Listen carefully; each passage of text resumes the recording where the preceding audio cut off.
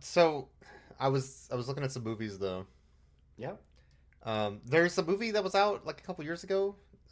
It's about like I don't know, it was Oh. Oh no. some sort of God a like damn it. predator Okay. monster man that like tracks you. You know? You're immediately, yeah, I don't know what you're doing. I know that you're doing a bit though. The minute that you started, I'm like, this is bit cadence. I don't know what the bit is. But this is No, this it's is bit cadence. you probably heard of it. It's What called the fuck is the bit? it's called Go ahead. Prey, right? It's called Prey. You've heard of this movie, right? Let me What show movie you. are we watching? Let me show you the poster. It's Prey. Oh. Yeah, that's pretty. It's a Spanish movie from Spain. That's the Japanese poster. I was gonna say, wait a minute, hold up. All right, let's watch it. It's like Cujo, but different.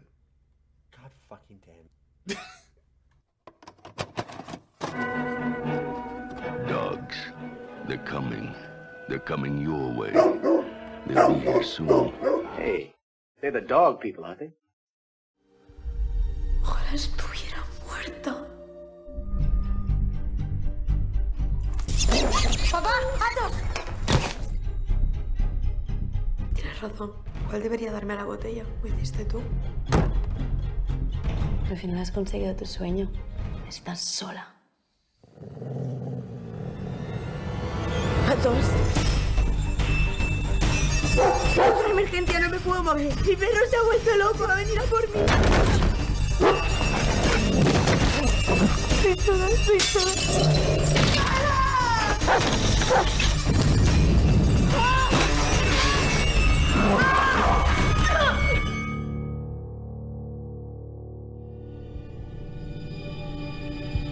Ojo con lo que deseas.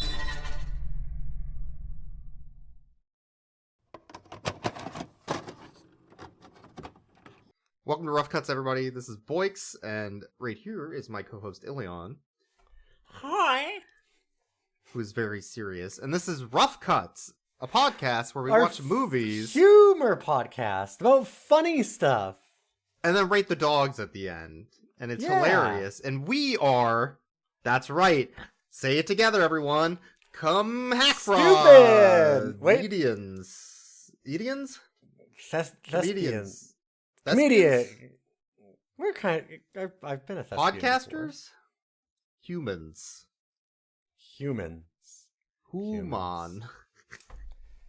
Humans. Anyway, we just finished watching a movie, and now we're going to talk about it. That movie is called Prey. Oh, yeah. Where a dog goes on like a spiritual journey through like India. And all Yeah, kinds I don't know of if you stuff, know and, like, this, but God spelled learns to love its backwards divorce. is dog. Whoa. Wait, So what? if you take that into account and then change the letter from in Mhm. Prey from E to A, Oh. then it's just Jesus stuff. And you could just make a movie about that. But that's not this movie. It's not this movie. Amazon Prime thinks Unless it's Jesus... this. Yeah. Maybe Jesus represents the trauma. Like, everything in this movie represents trauma. This movie reminds me of there's like shitty people online that make fun of like video games that are about art and trauma, and you walk around a house and they're like a walking simulator, and you learn about the family and everything that happened, and at the end you're like, wow, that was a lot of stuff. That sure was trauma. Yeah.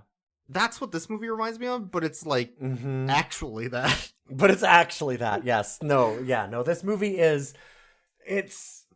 I don't want to say it's terrible, but It it's has very... moments of very smart writing followed by moments of very stupid writing. Yeah, it's got a real... And it feels pretentious at points, Yeah. which is funny because then it also has a dog defenestrating itself to Spanish Scooby-Doo music. There are two main character animals in this movie. Not only do they both go through a window, they both go Yes. through the same window. Same window. Which, if you think about it, maybe the window is like a look into our soul, you know? Oh, is it And- like the dog's going to therapy and leaving the trauma of the movie? And they're leaving the trauma of the upstairs hallway of this house.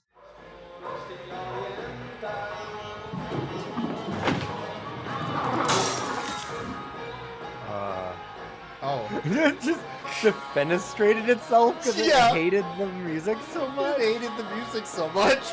Dog fenestration. Oh, but then they come back because sometimes your trauma resurfaces when you least expect it. Like With a- super rabies. With a knife. Yeah. Your trauma comes back with a... This is, ostensibly, a rabies slasher flick. Yes, which is why we watched it, because like that's kind of funny in a way. I mean, like, we're not funny, but like it's interesting. It's and, a like, weird concept. Yeah. Yeah, and it can be both like you could see how that would be done in like a kind of fun, campy way to an extent, and you can see how it could, or you can see how it could be done like in a good art kind of way. This movie is interesting because it kind of does both, but one of them not on purpose. I would say it's trying to be the artsy thing, Yeah. but then also it has some problems. This is from Spain. So a Spanish movie. Oh, a land of goofiness. Got you. Yeah. Land Commedia of dell'arte. silly, funny films that we've all think- seen. What are the Commedia dell'arte characters is the dog? Is it like, are we looking at a Punchinella or? More of like I would say like a Last Circus. Oh. Which, I don't know if you know that movie. That's a movie about No. a killer clown movie where one's the sad clown and one's the happy clown. And they both are And killers. Are they the same clown? And one of them is the sad clown with a gun, and the happy clown has a knife, and then they have to fight over a lady who likes both clowns because it's a love triangle. This is also a Spanish movie. Okay, now I kind of need to see It's that. like a grindhouse clown film from Spain. Amazing. Okay, so Which also has a lot of these same themes of alcoholism and depression. I was gonna say, wait, are the clowns it they goes have like into a, all of the deep dark pasts of the killer clowns, their sadness. And... which of the clowns has the feed bag of lethal drugs around their neck? Absolutely the happy clown. Yeah. Okay. He loves that shit. But instead, That's why he's so happy. we're watching Prey, also known as Ropes, Yes. which I think is almost a better title. that's definitely a better considering title. the Although visuals of the movie. except I don't know, the ropes don't There's no necessarily metaphorical feature reason either. No. Yeah. They're just a thing where so like and I'm pretty sure I've actually seen this before for like assistant dogs and stuff. Yes. Where so the premise of this movie is there's this young woman and she's getting taken by her father to a house that's kind of remote, Which is like their childhood home. yeah, which was their childhood Yeah. home that he's refurbished for her because she has recently been paralyzed. She's almost fully quadriplegic. She can kind of move her hands a little bit. Yeah. So she can kind of, she's got like the thumbstick kind of thing on her wheelchair. And he got her a badly trained support dog, service dog. And the ropes are like all these little ropes on the doors for the dog to grab and pull so that it can like open doors, open drawers, that kind of thing. Yeah. So the dog's supposed to help her be able to navigate the house, turn on the lights, open the doors, and give her some autonomy. Yeah. But it's their childhood home, and she doesn't want to go back there. And also, she hates her dad, who was an alcoholic. And also, she might have killed her sister or something. Even at the end of the movie, that they did not handle any of that well, I don't think. Because, like, I still don't fully understand what the issue there was for her trauma. I think she was blaming herself for the accident. But there's Yeah. a lot of metaphorical weirdness in But the they make film. it seem like she wished for her sister to die, or she was on drugs and stuff and then caused it. I think it's implied that she wished to be alone at a wishing well, which is on their Sure. property. And the wishing well has a fairy tale that her mom used to read them about if you make a wish, it'll come true. And then her mom died? But was that the well? Or was that just unrelated? It's still not clear by the end of the film. No, and the well has, like, in the fairy tale that she's reading from this book, has all this, like, weird, gross fog coming out of it, and one of the, like, images, so it's kind of spooky. Is it a spooky well? And then they just drop it for a really long time, and then they kind of bring it back and, like, imply that she wished that she was alone. And then her sister at one point is, like, kind of haunting her in her dreams, and her sister goes, oh, well, like, I know what you did. I know that you were too high to drive. But then her sister comes back again later and goes, well, I never hated you. Like, it wasn't your fault there was an accident. And it's like, wait, was it her fault or was it not her fault? Was she Did drunk driving, cause this? or do was you she forgive drunk driving her? or whatever? Or like, what? Yeah. Was it just that she's forgiven for doing this? But also, it's kind of fucked up that it'd be like, oh no, I always loved you and I forgive you for all of that. You need to just get over yourself kind of thing. When you know that this is just all in her head. So it's just like, yeah, you know, I mean, sure, I took a whole bunch of drugs and killed my sister, but I dreamed that she forgave me, so I'm cool, right? And it's It must be okay. Sure, yeah, that's fine. But so her dad takes her to the house after meeting with a drug salesman on the street who's very respectable and who invited over for coffee the next day. Yes. Yeah, it's a weird vibe on some of these where it just doesn't make any sense. Where you're like, what the fuck is happening And here? they kind of explain it later, but yeah. Well, it's supposed to be a twist, but like when you see that, my thought wasn't, I was like, okay, he's getting needles from this guy. But this does not seem at all like a drug deal. So what the fuck is happening here? Like, it doesn't do a good job of subverting your expectations, because my expectation from that was, what? Huh? Huh? Like, it wasn't, I didn't have like a, oh, the dad's got like a drug problem. I did a like, what? Like, which is a very different issue than what they're going for. So they get to the house. It's like half renovated. There's some ropes on a bunch of drawers and doors and lights. Some of the rooms are locked. There's like floorboards missing from some areas. It's not quite complete. It's a broken down, neglected home still. Yes, that's slowly being fixed, and she's like kind of criticizing him, and he goes, well, I had to, like, I needed to get you ready. If you wanted to think deeper, the home could be their family situation, their relationship, and it's broken and not quite filled. Or it could just be that, you know, he didn't finish the fucking home. I think really he just didn't finish way. the fucking home. I hate to be this mean, but a smarter film, I would maybe give them that credit. Mm-hmm. But then with like the metaphors of the well, but also the drugs, but also like her trauma and also her dad, like it, Yeah. the messaging is so muddled that I can't possibly give them credit for something that's actually that. I felt like they wanted to involved. set up the house as a character. But Yes. which is where they're going into the well, the lore, the fairy tales, the room. Vera's room is still upstairs, and she refuses to go in it because it would be confronting her past. So there's supposed to be this character of this house. But I don't think like they this did character, enough. I fully expected for the Yeah. character of the house with the dog and the ferret defenestrating and stuff, they would zoom out as the final shot, and there'd just be like the windows, but now they have like little eyes and a smiley face from all the like defenestrations that happen. Because they love All the broken windows. Because do then that. it would be like The Shining, house is a right? person. The Shining is a yes, person. it should. Yes, yeah. But then we also get into. No, you're totally right. There's other parts of this movie, like Cujo, like we were saying, where like the dog is introduced and the dog goes rabid because they meet a bat in one of the rooms that smells dead, but it's not dead; it's still alive until the dad It's just steps laying on the it. ground. But not before it can scratch the dog, who Athos the dog, who then the dad's like, oh fuck, I gotta take you to the vet. That's really bad. Oh fuck. Oh shit. Yeah. I'm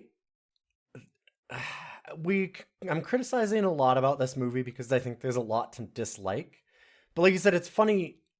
Sometimes it's quite intelligent and it doesn't talk down to you about this part at all. It doesn't go, hey, bats on the ground mean rabies. Hey, do you know about rabies? Rabies takes this long to set it. Like a movie that assumes that you're an idiot would definitely have like a bit of a scene of her going like, well, could it have possibly been rabies? And like talking back and forth with the dad for a while to like set it up and really be like, just so you know, this is what rabies looks like. Yeah. Remember foaming at the mouth? It doesn't do any of that. It's like, no, bats on the ground are a really, really bad sign. Bats are a big carrier of rabies. And anytime they're on the ground, that's like really well known as like bad sign, danger, do not go near bat. So like, it doesn't say anything about that. It just assumes that you know that. And it's only once that she mentions rabies, and she does it very much in passing and in such a way that the movie can very much, like you can tell that the movie's saying, well, obviously you already know this is rabies. She's just saying it to like somebody else. Like, watch out, the dog's rabid is what she says to somebody kind of thing. And it's like, okay, they knew that like, okay, we don't need to tell you this. Like, yeah, you'll figure it out. Like, plus you got to worry about like the ghosts of baseball past. You know, right? Like, you find a bat on the ground, that's spooky shit. Oh, yeah. Don't. I mean, you've got Chekhov's vents, you've got Chekhov's floorboards, you've got Chekhov's blinds and Chekhov's ropes. So part of the problem with the film is that it is predictable. Yes. In that they try to set up things, but by setting it up, what they do is they do establishing shots of everything that's going to be important later. Very, very obvious establishing shots. Oh, let's look up at these vents at the ceiling for no reason. This will be great. Let's make sure to pan past this radio. Can't wait for that to be important to the story. And like, yeah, it's sort of like that rough draft of like trying to film something. Well, it's funny that you're saying that. Like, now that I'm thinking about it, and you mentioning that. I just said, like, it's nice that it doesn't talk down to you about the rabies, but then it immediately talks down to you about all the setup. Yeah. In the like, not explicitly talking down, but showing you it so obviously every single time. Like, it shows her keys and a cell phone that they put up on a cabinet when they get into the house.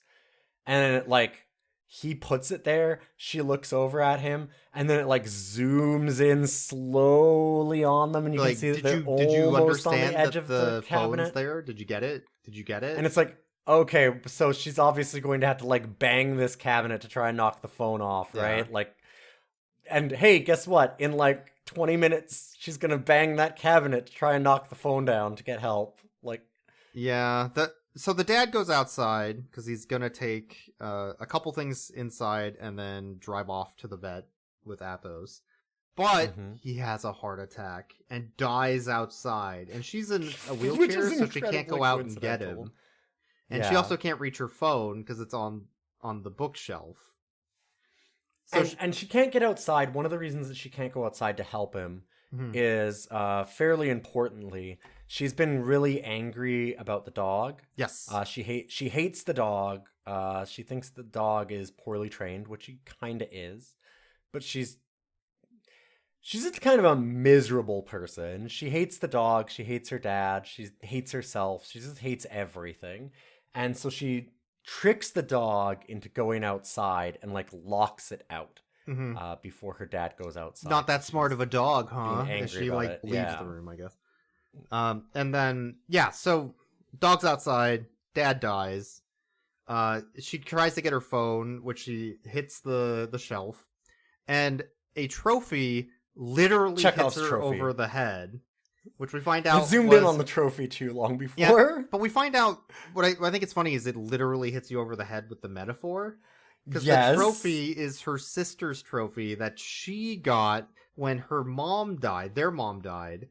Because she felt bad about their mom dying. So she wanted to prove herself to be worth something. afterwards and gain back her Mm-hmm. life before the accident that took her life. So her getting hit over the head literally by the trophy of her sister is having to deal with the trauma of her sister dying. Yes, and like how she gave up on her life, but her sister kept going, kind of thing. So then she wakes up 15 hours or so later. It's night. Her dad's definitely dead. Oh yeah, like eyes wide open, like flies around him, and she's going like, "Dad, get up!" It's like, yeah, I don't think he's getting up.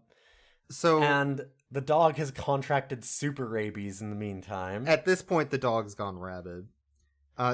They In go like 12 hours. She tries to go out the back door, but there's stairs because he didn't finish putting a fucking ramp in yet. Mm-hmm. So she tries to go out the front door, but there's a little tiny doggy door that Athos puts his head through and then grabs and bites the ferret. Yes, because she has a ferret. Her ferret here, pet. too. And the ferret kind of Which she runs does off. like. That ferret is so cute. I know. I Really feel cute bad guy. about it. Yeah. Until the really funny scene with the ferret later. Until Then the I don't feel very bad about funny it. ferret scene Then I don't feel later. bad about it anymore. But No, that was amazing. so then the dog gets inside of a room, the room with the bat in it, because the bat had broken through the window. So they set that up also. Yeah. But then the dumb thing is the dog crawls into the vents like Solid Snake and starts like crawling and the around. vents. Okay, to set this up entirely too, those vents, where are they? On the In top, rooms. like near the roof, near the ceiling of the They're room. in the ceiling. The dog crawled up the vents? up the vent. Well, there was a ramp, right? And also, there's this tiny doggy door. I mean, it's not even that tiny. It's a pretty decently sized doggy door, but this is a really big dog, and so it can't get in that way. But there's these tiny little vents. Like, they're regular vents. They're not like... It's not some ancient old house that has, like, for some weird reason, huge grid vents or something. Where No, you it's could not imagine... human-sized vents where you could fit a German Shepherd through. Like, they're not the office vents that you'd think of. These are regular house-sized vents. And with, like, regular vent covers, these tiny little covers. So she's looking up at these vent covers, and there's this German Shepherd sound of, like, boom, boom, boom, boom, boom, boom, boom, boom, boom, through this vent, and you're like, what the fuck? Like, this dog become a liquid? And they do a really funny thing for how the dog gets out for that. At least to me. In that he just nothing personnels her and just shows up behind her. Because they don't show him popping out of a vent or anything, because that is so obviously patentedly ridiculous that instead they just teleport him into the house behind her. I have a theory about It's this so movie stupid. and this dog. I think at the halfway point through the movie, the dog turned into Freddy. Yes. And he's just like, "Oh, I'm coming through the vents, bitch. Oh, you looking at the vent? I'm right behind you, bitch." And he's like, "Oh shit, oh shit." Oh, god damn it, it's Freddy. Get out. I've been guarding my gate for a long time, bitch. So they set up that if the dog is good, she's supposed to give him a treat. And if the dog is bad, she's supposed to blow the whistle. So the dog hates noise, loud noise.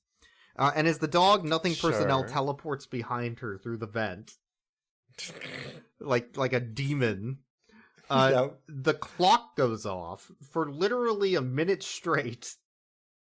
Oh my god, yeah. Yes, Chekhov's clock that her dad was shown winding and doing all this stuff with. Like, again, the most obvious setup possible. You have to zoom in on the clock and dad fixes it. And... But this scares the thing. dog because it hates the noise. So then she goes over to her radio, a CFS W600 from Sony, which is a small boombox that has 4 speaker system on it, and it has like an analog does that one have, equalizer, 2 tape decks, one for recording. Does one it for have playing, that, like, obviously. dual playback where, like, it switches to the other tape? So here's the problem. I looked it up. That motherfucker doesn't have continuous play. You cannot play one tape from one deck to the other, and it also doesn't have continuous play on the same deck where it reverses it and plays it backwards, because it only has one stereo head per deck. So you would have to physically just doesn't open work, up then. the deck, replace each tape, or flip them every time you wanted to listen to the other side. Which is normal, yeah, that's normal. Which is normal, but... Unless you have continuous play. Unless you have continuous play in a larger, more well-rounded, like, premium professional. I'm glad that we have the expert stereo here. It's system. really good. So anyway, she turns on the fucking cassette deck, the B deck specifically, which wouldn't even work for continuous play because it has to be through the A deck right. to I know the she B starts deck. with the B. Yes, It's like she doesn't know anything about fucking stereo systems. God, rewinding her tape with a pencil slowly. Yeah, like, so this that's tape not how has, you did it. It only did it when it came out. it has Like, maybe 20 minutes of audio on it. It's not even like a high tape, like 90-minute tape where it's 45 per side. It's like a 20-minute, maybe 22. Yeah, but like this is okay. But now we are not joking because this is actually kind of annoying in that she turns on this tape to get Spook the dog out of the house. With Scooby-Doo and music. Then with Spanish Scooby-Doo music. And the dog defenestrates itself to get away. Yep. But the problem is she keeps the music playing to keep the dog away, but the tape plays for literally 12 hours. At least on one hours. side. Until and the then plot it's a big dictates. plot point. Yeah. Yeah, exactly. Like, I would even be able to be like, okay, like, we would have been fine with the idea that she had been going and replacing the tapes even off screen. There was a stack of tapes. I would have been okay with that, except that they show that, like, at one point, finally, they start zooming in on the tape deck and being like, uh-oh, that tape's almost run out. And you're like, motherfucker, it's been 14 fucking hours. How has it not run out before now? Like, yeah. You can't then make it a major plot point and try and put tension over it when it's been going for this long. Like, that's the part that fucking makes no sense. If I were to be fair, it's a 2019 movie, and who the fuck plays cassette tapes in a Sony boombox in 2019? Well, sure, and that's why, like, in some ways I'd have been okay if it had just continuously played. Yeah. But you can't... It was the having it both ways that bothered me, right? It doesn't make sense like, from a technical... Because it puts that little thing in your head where you're like, wait, what? And then you're just thinking about that instead of the movie. Exactly. Like, because they could have just left it as she started it. Like, have the power go out. Like, do you know what I mean? Some other thing that's not related to it being a tape specifically. But when they start bringing back the problem of, oh, it's a tape, so it'll run out, you can't also then ignore the logic of the tape running out, right? Like, you can't have it both ways. You can't use it as a tension piece and also totally ignore the logic. You have to do one or the other. Other problem with it, it's plugged into the wall. So it's not running on battery power. If it was running on battery power, I could give it a pass. I'm like, okay, maybe she turned it onto the radio. But that's the other problem. There's a switch. You could just put the switch up from the tape to FM, and it will just play the radio forever. Yep. So the fact that the tape went out is like, just put it on the radio. If you can't flip the tape, what are you doing? I did actually think about that too. This is one of those like annoying tech things where I'm like, man, you could. It's fun that you're putting like a nostalgic thing in here to be like, well, it's an old house. But man, you added so much complicated nonsense to it that I'm like, why didn't she just turn on the radio? I don't. Yeah, like it feels like there just was an easier way to have it be the tension moment. Like it could have gotten unplugged somehow, or some power could have gone out. Like anything or else. Or the dog attacks it, or like I said, like she bumps the what would have been funny, knocks it off. It would have been funny if the dog cut the power. Like he goes outside with like some clippers and be like, I'm gonna fucking get her now, haha. With its super rabies. Rabies the super rabies that gets it to open up a car and cut the brake lines. Oh, sorry. That only works for Satan dogs. Yeah, no. Bad. Rabies is very different than Satan. Anyway, so the ferret is bit. She realized the ferret's rabid also.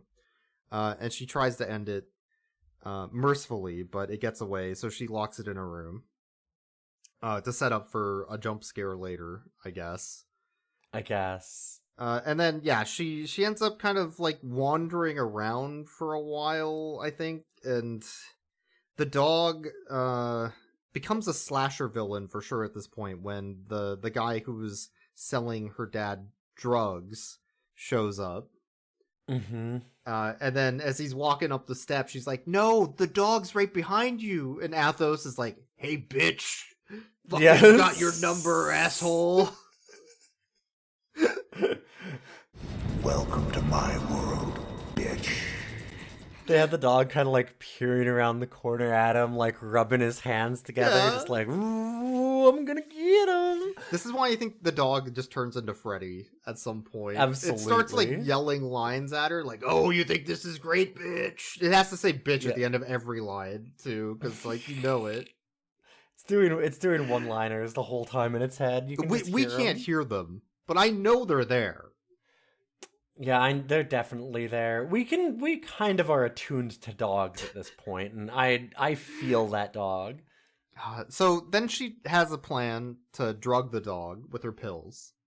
Yes. Because she has the treats that they set up. So she puts the treats, like the pills after crushing them up, into the treat, and then lures the dog over to the door that she's hiding in the bathroom. And the dog eats them and then becomes catatonic for a while. Yes. So she uses this opportunity to go upstairs in her chairlift. Yeah, she sneaks upstairs really slowly. She had her pills, by the way, just around her neck. Her dad, gave her a huge bag of these pills. And they don't say what they are, but they are plot pills. They put you to sleep when it's important for the plot. Yeah. They put you to sleep when it's important for the plot. And how much do you need to put yourself to sleep? However much you think that you would want to have at that exact moment. It's more vibes-based pills, really. She gives 3 pills to the dog in this treat and makes the dog go to a nice little nap for a little while. And then later on she takes some, 2? which I'll explain in a little while. Yeah, she takes 2. I think it was only 1 actually, if anything. Yeah. And it kills her. It would have killed her if she hadn't vomited. Yeah. It's an overdose, which is wait, 1 pill is an overdose? That seems like it's a bad idea to give you a bunch of these pills then. So then, of course, the dog gets back in the vent, though, and then starts walking around making ass cheek clapping noises. Be like, "Oh no, I hope she doesn't hear me going up the vent." Colonel, trying to sneak past the main character in the vents, but she keeps hearing my ass cheeks. God. So, anyway, she goes upstairs and she sees a landline phone line along the wall and starts following it. I think this is clever. Yeah, there are things that are clever in this movie. Because she can't use her cell phone, so she needs another way to ask for help. So she follows the line to a receiver, but the phone's off the receiver. God damn it. Yes. So she's got to press the little call the phone thing. For those that don't know, if you were born after the 2000s, phones used to be attached to landlines, but some of them were wireless outside of that. Quote and they'd have a unquote. base. They would have a base, and then they'd be able to pick it up from there, and it would wirelessly connect to the base. So the base would have a button that would make the phone go brrrr, so that if some asshole kid in your house was talking to their friends at 2 a.m., you could figure out where they left it hidden under their bed the next day. Or if you were very drunk one night up at 3 a.m., and you ordered a bunch of swords on the couch watching infomercials, but then you fell asleep afterwards, and after the swords came in the mail, between the you couldn't find it 'cause it's in cushions, the you don't couch know where it cushions. is. This is a very common thing we've all run into. So, I don't have any swords? What? Huh? Huh? Huh? Anyway, Hey, did you know that you can get Andoril replicas for pretty cheap? they sell those swords from Star Trek that the Klingons use at your local shields. Oh, a batleth. I mean, Yeah, you sorry, could just but- get yeah, it. no, the You could just Klingon get it next to swords, the fishing equipment. The fishing rods and cool Klingon swords. down at the Bass Pro shops. Yeah, my Bass Pro batleth. they have those. You could just buy them. So anyway, she follows the line. She has to press the button going back and forth constantly because she's in a wheelchair and it takes a while to get room to room. But she keeps ignoring that the sound is coming from Vera's room. She doesn't want to go in there. Because she's been getting haunted by her sister, and her sister's like, "You'll never come into my room. All your trauma's there. Don't go into your trauma room." So she's about to go in the room when she realizes that her dad dug up the floor to fix the electricity wires in the house. I guess. And there's something. a board she needs to put over it to get her wheelchair over. Sitting conveniently right next to it. It's I kind of say this movie's almost like a Metroidvania because there's like obstacles in her way and she has to get upgrades like a pair of tongs or her mirror on a stick. But she keeps losing them too. She keeps losing them constantly. But she has to like overcome something and then it unlocks like another part of the house for her to get into. It is very video gamey. Yes, a little bit. So sure. as she's like trying to figure out the board, she hears a little screech and she turns around, and right there is Dustin Diamond. I'm sorry. Oh my god, the little screech! He's just a little guy. He's on all fours, naked. Every really time. really rabid. Dustin Diamond. No, it's the ferret. And the ferret looks like it's out of Pet Sematary. Well, yeah, the ferret's name is Dustin Diamond. I don't know if you knew that. That's true. I thought it was Luke Perry. Because she did call it Luke. It is named Luke, yeah. It is named Luke. So she sees the ferret, who's very, very Pet Sematary.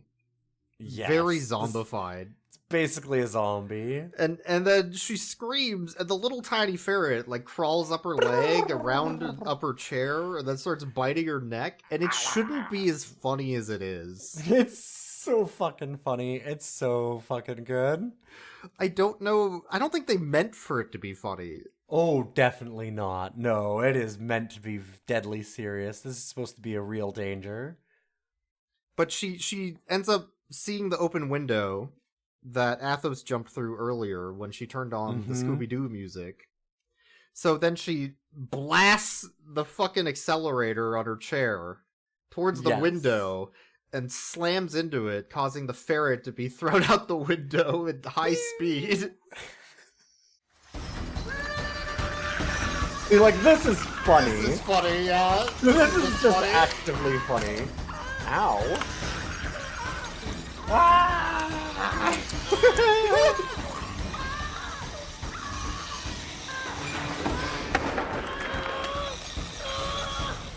No, she lost her mirror. Out the window. Oh my god. Yes! Penetrate the ferret. Yes!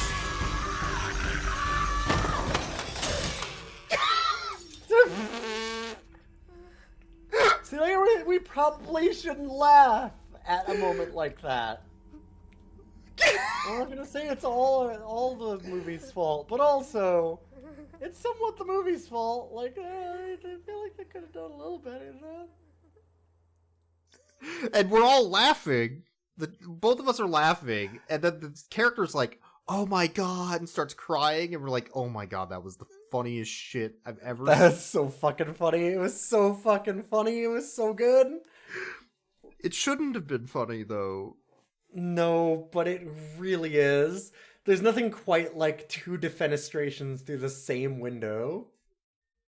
So good. And with like a tiny little gremlin Pet Sematary ferret, it's just...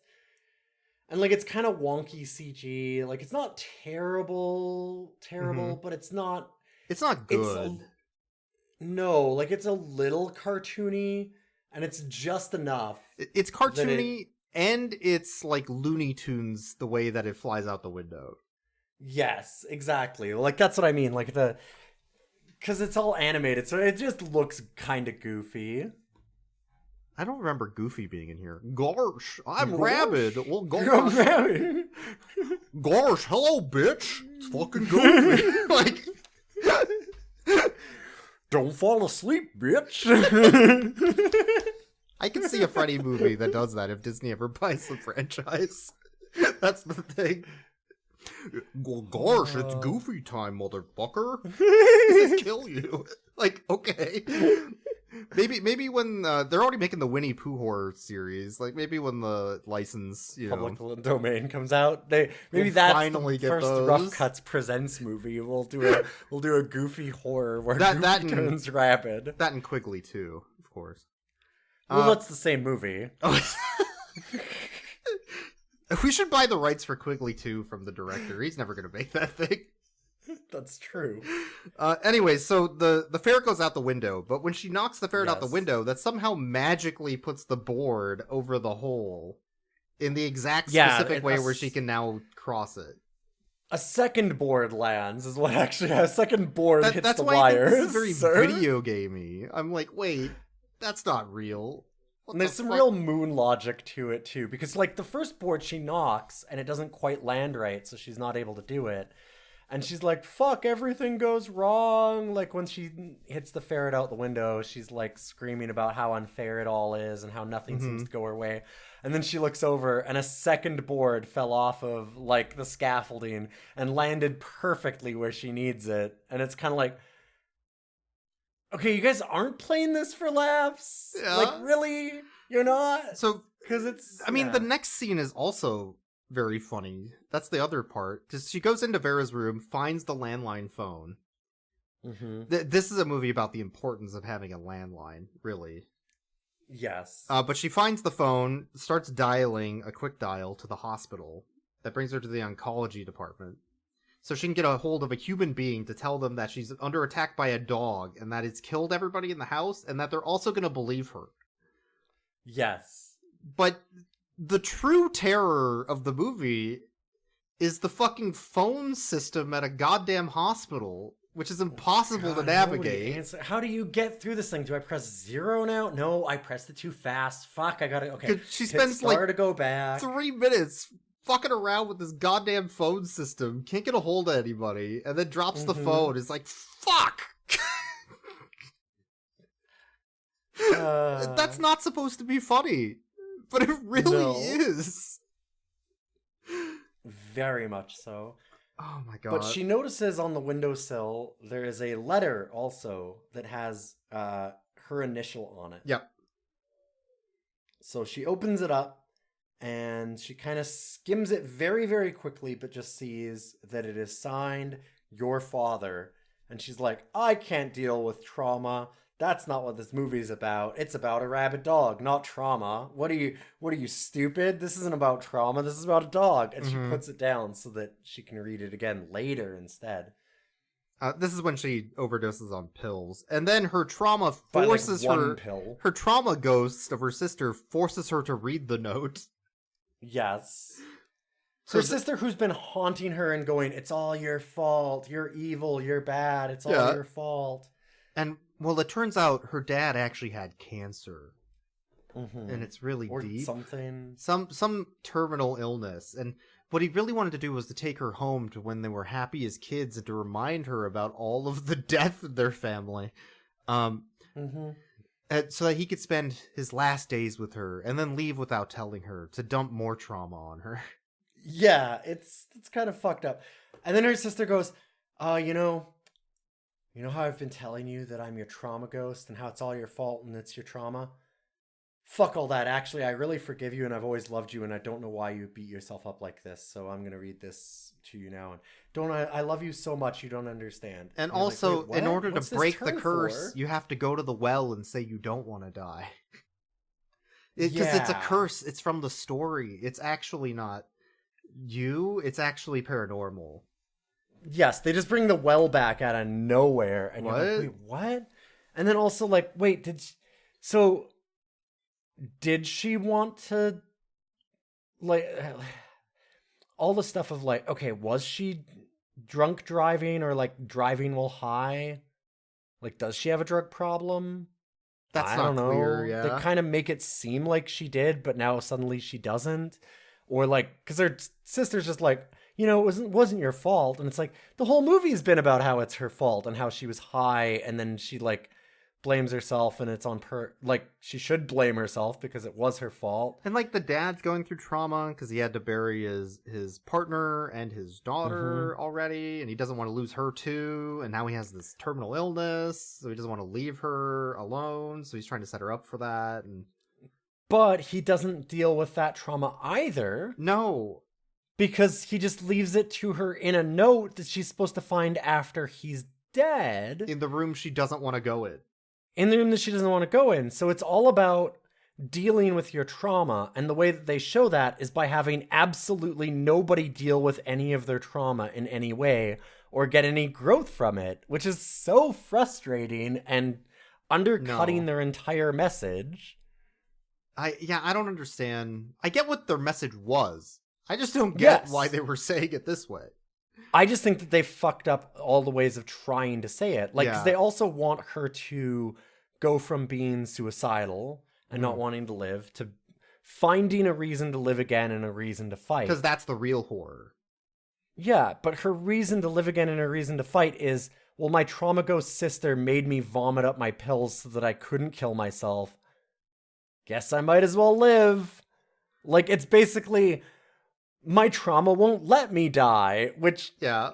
That's not... What? Huh? That's not a character arc. That's not a, like, she's dealt with her trauma and dealt with her suicidal thoughts. That's just... I am cursed to wander this earth because my trauma ghost sister forces me to not murder myself. And the whole time there's a slasher dog looking at her from the back going like, hey, what's up, bitch? I'm gonna get you, bitch. Like, okay. Bitch, bitch, bitch, bitch, bitch, bitch. Hey, did you see I got this rope? Like, remember the dog brings in the... Oh, yeah. Yeah, like, this is actually that scene. This is exactly that scene. Because this is all about the trauma ghost sister and all this. It's kind of trying to do this whole thing of everyone's dealt with their trauma. Oh, look at how sad. Look at how depressing, blah, blah, blah. And then the dog shows up and goes, hey, bitch. And you could explain? Because you love Yes, because she hears a car drive in. And she rushes outside because she's trying to go through the back door to yell at them, to be like, look, I'm here, save me, save me. I don't want to die. And the car drives off before she can get down, because it takes a long-ass time to go down those stairs in that chair lift. Yes. So, and then as she's doing that, and she's like, oh, fuck, they left. The camera pans over, and the dog's like, sup, bitch? I'm still here. Yep. Woke up from your pill nap, you fucking asshole. And by the way, I got your fucking whistle, too. What are you gonna do now, bitch? Where did he get it from? Like, it was around her neck or something. So, I know, like, she's how like did looking he at her. Oh, gee, get my it? whistle. Oh, what happened? Like, he stole a whistle off of her while she was, like, almost dying from overdosing on a single pill? And then the dog's, like, kind of looking at her curious, like, so what are you gonna do now? So she, like, slowly rolls up, gets a lighter from a table, starts knocking over some alcohol, lights the alcohol on fire on the ground in front of her and the dog. She's like, okay, now the dog can't get me. Yeah, fuck you, dog. And it's the like, whole time the dog's 2.5 minutes. Oh, okay. No, I want to see. Let her cook. Let her cook. Let me I just want to wait see a minute. what's gonna Wait. happen. Okay. And she's like, yeah, I've taken back my life. And the dog's like, huh, that's really interesting. Hey, watch this. Yeah, I'll be right back. And the dog just, like, turns around and leaves. Well, the house is on fire and she's just staring at the flames. And then, from behind her, you hear, bitch. I can just fucking walk around. The door's still open. The dog walks around. The door's still open, you goddamn idiot. They did not mean this to be funny. I guarantee it's not supposed to be funny. It is hilarious. It's such a stupid thing. Like, the fact that the dog sat there and watched her do all this, and I was like, oh, no, okay, I get it now. Yeah, okay, let me make some notes. Yeah, all right. I'll be right back, man. Yeah, give me a second. Now what? Now what's your plan?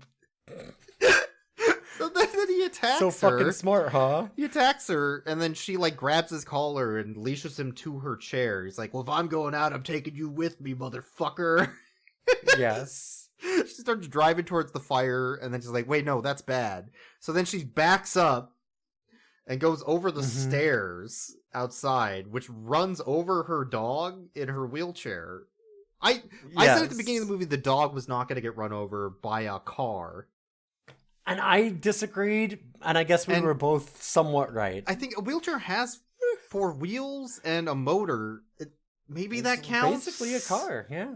I don't know. She runs him over and falls out onto the floor. She's like, you know what, Athos, you really were a good dog. How you killed all my trauma and everybody I love. Yeah, she goes, "Oh, you were a good dog." What? Yeah. And really, I learned a life lesson today that it's important to live. The real horror is your mind and trauma and dealing with your problems. And also the dog that killed everybody. What? What? Is it like drives by the flowers for the car accident that are put there every year to like remember? And I'm like, yeah, it shows its so- final shot of that. what did that have to do with the well? She told the well, I want to live, when she was sitting outside, I guess. And then that's when somebody drove up to save her. But it's not even anybody she knows. It's nobody that knows about it. It's just some random person with 2 dogs. Well, and the well is... Like, the well needed to feature in a better way where, like, her sister drowned in the well, Or have like, her sister... She had to either drown in the well or fall in the well, and then they had to have her, like, crawl back out of it for the scenes where she shows up again, or something, right? Like... something. It needed to be more integrated into the story. At least, like, really explicitly... or like more explicitly show like her wishing as a kid. I wish I was an only child. Yeah. I wish that my sister was dead. Like, because you could just do that. Even that would have been fine. But they just say, "Oh, she made a wish at the well," and they don't even say what the wish was. Yeah. Her trauma and stuff. Like, they don't say They show it. her at the beginning of this when she comes back. She says, "I wish I were dead," and the well's in the background. Trying to think, I was talking But about they don't Mike talk Flanagan about, a like, the bit. one in the past. When we Yes. do this. There's parts of this that feel very Mike Flanagan, like Haunting of Bly Manor or Some of the Midnight shots Mass. of the well when they're doing that, it feels very Very Flanagan. But Flanagan did it way smarter. Yeah. So in Haunting of Bly Manor, here's a spoiler for a very old TV series at this point.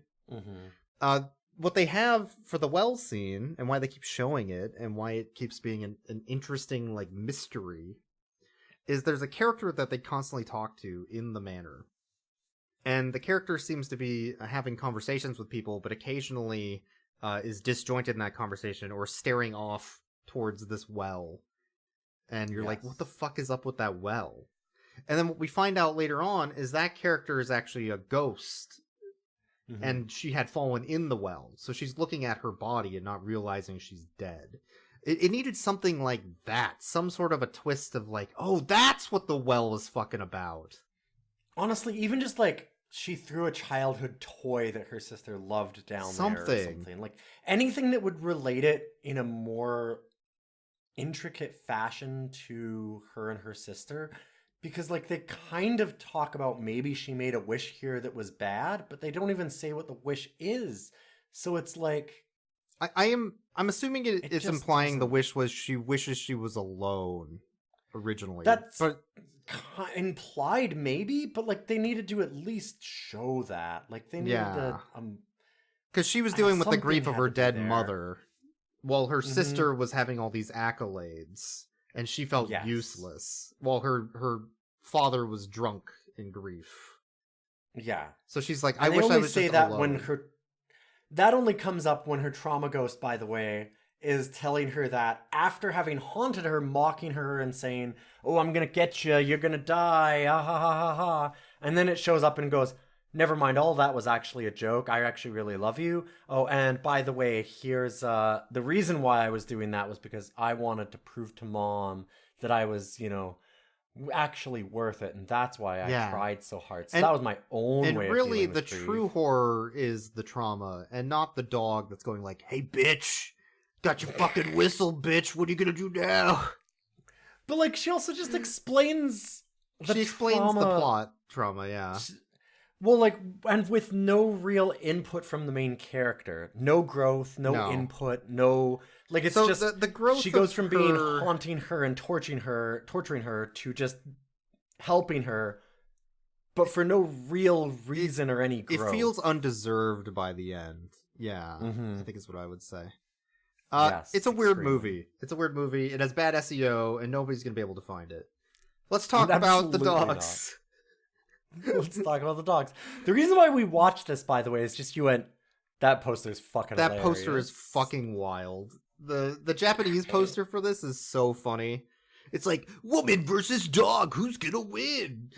Yes. Yeah. But they didn't realize that it was actually a trauma dog. Yeah, I would say Athos is the serial killer. He's very much Freddy Krueger in this movie in a very stupid way.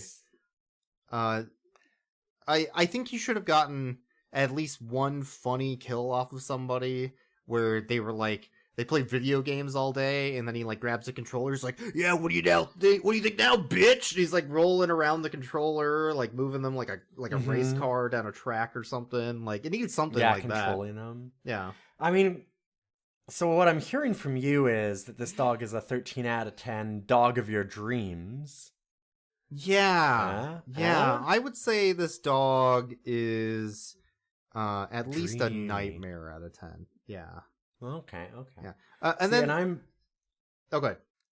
Oh, yeah, no, I mean, for... Yeah? That's okay, I lost my train of thought. Oh, well, maybe you just need your trauma ghost to come remind you. I need my trauma ghost to come back, that's the problem. Yeah. The other dog is a ferret, which is more of a long, stinky cat. More of a long, stinky cat. So I'm not going to rate Luke, I think. That's a cat. That's not a dog. I mean, yeah, I'm gonna... the double defenestration dog out of 10. You'll give them 2 windows out of 10? 2 windows out of 10. Okay. You don't normally get a double dog fenestration in a movie, and I do respect that, I gotta say. All right. That's it for this episode. Thanks for listening, everybody. You can, of course, support us on Patreon for Rough Cuts. You can email us at roughcutscast@gmail.com. You can check us out on Blue Sky at Rough Cuts. And we appreciate all the support. Helps us do hosting fees, helps us purchase equipment, rent movies. Helps us buy movies like this one. All that stuff. And it's a good time, I think. Yeah. All right, I'm gonna have a sexy ghost shove her hand down my throat for a moment. Just gonna get this movie out of my system. Well, I guess that's it for this episode. Now I really want to live. Is that a little ferret in your pants, or are you just happy to see me? Nothing quite makes you want to live than having your sexy trauma ghost shove her fingers down your throat. Ooh. All right. I think it is going to be about grief and... Oh, yeah. And trauma. I mean, it already is. But, like, what... It's being advertised as a werewolf thriller kind of thing, so... Yes. Well, as we all know, horror movies are only about the horror. They're never intended to have any deeper meaning. You know, I like that movies don't have themes. My other favorite thing is when they don't have any, like, purpose or message. Yeah. God, well, I mean, all movies shouldn't have any purpose or message. That's the whole thing. But all these people keep on injecting things like politics into it. I liked X-Men because it had no politics. Yeah, I was gonna say, do you remember Sorry to Bother You, that movie that was really funny and didn't have anything that movie to say? was so funny. They had the big dicks, and I'm like, oh, that's hilarious. I think it's funny how they had that scene dicks where he has to make an embarrassing song for, like, his boss. That rap was so funny. Yeah, hilarious. Like what?